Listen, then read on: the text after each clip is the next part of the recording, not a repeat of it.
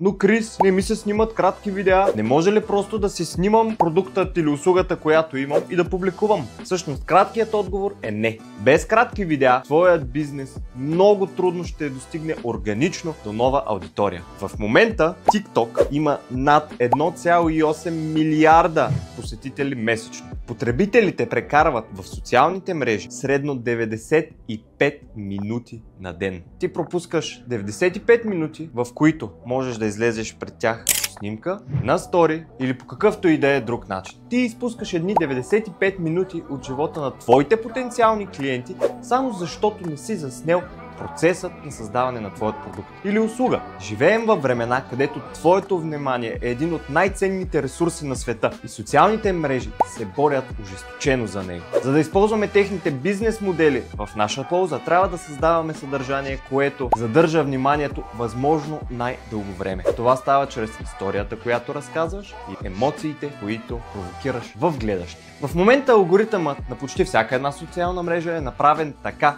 че кратките видеа автоматично да достигат до нова и нова аудитория, която не те следва по принцип. Докато сторитата и снимките е всъщност съдържанието, което достига до вече ангажираната с теб аудитория. Така че следващия път се замисли дали си заслужава да изпуснеш някой потенциален нов клиент, само защото не си снимал процесът на работа.